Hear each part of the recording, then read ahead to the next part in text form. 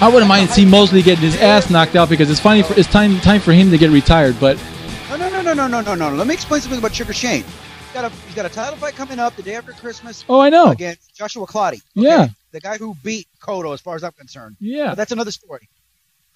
Now, the UFC, I never considered a homosexual sport. I just considered it an unorthodox, no-style sport until I actually started appreciating more MMA. Yeah. I believe that every sport has its place, and there's not enough dates in the year. Otherwise, I mean, we'd regulate much better. Dana White had the idea, he even said it before, I never want to give it to Oscar De La Hoya's fights. Yeah, because you'd lose hands down. He was the big money draw. Right. When Mike Tyson was running the show, the Gracies had a hell of a time competing against him. Okay, right. He was heavyweight champion of the world. And, the Gracies were running the low-ball tournaments, and that's what they were, it's a supply and demand. Who's going to want to watch? He put a bidding war. As far as I'm concerned, I mean, HBO knew what they had on their hands. They were going to get that thing off the launching pad if they had to resurrect all three Mayweathers from the dead. Let's go. I thought the boxing just did a phenomenal job of marketing that fight, even though the real boxing fans knew Marquez was way too small for a Mayweather. I agree. He never belonged in the ring. But he still came to the fight, and he put up 12 rounds. Which I thought was a really good pay-per-view. I mean, just a good fight alone. I haven't even seen it, but I'm just saying, just for him to go 12 rounds with a guy who's a lot bigger than him and a lot faster than him, I thought that was well worth my money if I bought that pay-per-view. Well, we won't get into buying pay-per-views. But I think the thing from there is, now that that's over, where does Floyd go from here? Hello, Manny. He has to get Manny, but Manny's going to have to fight Cotto first. I don't see him wasting his time with Cotto or Clottey. Or Mosley. Mosley and him, it's a hype fight. If Mosley gets past Clottey, then Mayweather, okay, I see maybe March, maybe there. But at the end of the year, Floyd needs one more fight. I say December. We give him Pacquiao.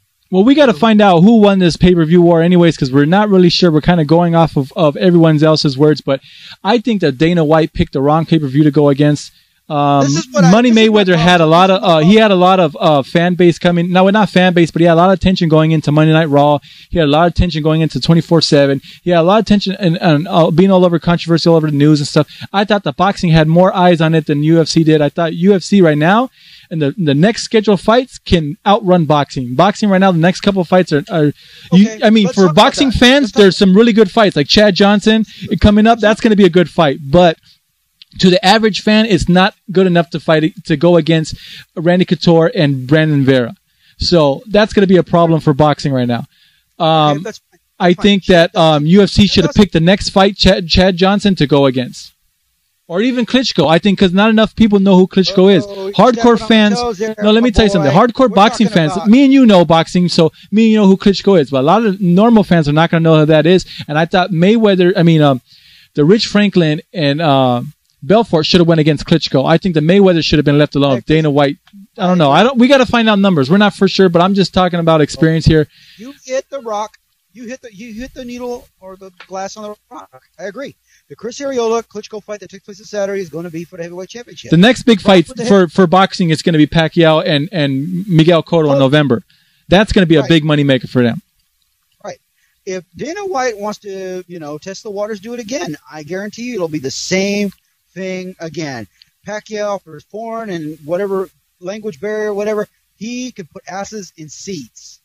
Yeah. Who is Dana White going to match? I blame Dana White for not putting on a spectacular card, for being a cheapskate and not shelling out the big money at the last minute to get some top-notch fighters. Krokop, good, but let's face it, you belong back at Pride or Bodog. You're not. You ain't taking on Brock Lesnar anytime soon, buddy, my cosmonaut friend. Belfort, best of luck to you. Go get Machida. It's not the fighter's fault. Okay, we could have put Bozo the Clown against Mickey Mouse in a UFC competition. I don't blame the fighters. I blame the promoters. I blame the people that market, that think that. I was just surprised that Dana White didn't put his shows together like he usually do. He would have the workouts of the fighters, and he would pick a fighter, and he would sit there, and he would send off that, I forgot her name, Rachel Lay, and they would come out there and sit there and train with the fighters and kind of watch how they go through. I was surprised Dana White didn't put that show on. I think he's cutting back in terms of money. I mean, he's getting too much with his Ultimate Fighter. I think he's too widespread, but I've got one thorn to pick with him. I don't know if it was money or somebody who whispered in his ears, but one of the by far stupidest things he could have ever done in MMA history was shut down Pride. He could have. I agree. It was we now have to sit and watch the Fox Sports, which thank God for they still show the repeats, and thank God for El Guapo and his funny DVDs, because honestly, everything else is just a waste of time. Now, Dana White can go on. I don't think it's a waste of time. I think the problem is it's hard for people to find the information to learn about the fighters unless you're subscribing to a certain magazine. And even those magazines right now, who's going to take a chance on buying them? Because usually the people on the cover of those magazines are the top talent. I mean, you know what I mean. You already get those faces. You already get those faces on TV. They're not household. Hey, here, check this out. They're not household names, and nobody knows them from Bozo to Mickey Mouse. And I think that's what the problem is. I think there's a lack in information on the sport, and it's going to hurt them in the long run. I think right now they're doing very popular, they're doing really good, and if they continue with this Brazilian Jiu-Jitsu stuff, I think it's going to hurt them. I think every fighter is trying to be a Gracie right now, and I think every fighter is coming into the octagon with a jiu-jitsu background, and I think it's going to hurt the sport because the sport's about styles. It's supposed to be about a boxer versus a wrestler versus a jiu-jitsu guy, a street fighter versus a boxer, and I think the sport's losing that right now because everyone's coming in exactly the same. And I think if the sport doesn't learn how to give the fans more information about their fighters and why they need to train in these jiu-jitsu and wrestling and why you need to pick up all these styles and combine it to one, that I think the sport's going to hurt in the long run, and boxing will make a comeback. Well, anyways, guys, we lost Pete there. It was getting a little pretty good there on the conversation, but let's see if we can get him back on. Just trying to call.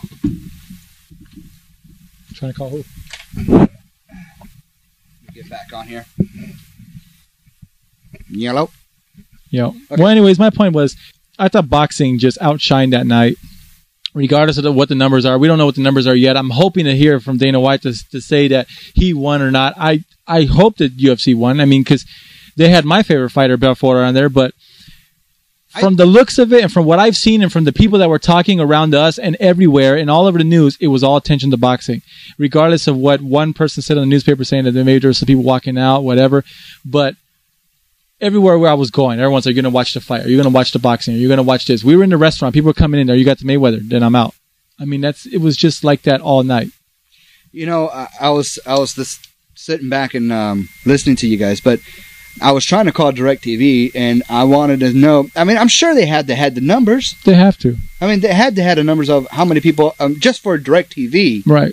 How many people bought the Mayweather and how many people bought, and and DirecTV. Let's face it, they are the WWE of cable. Right.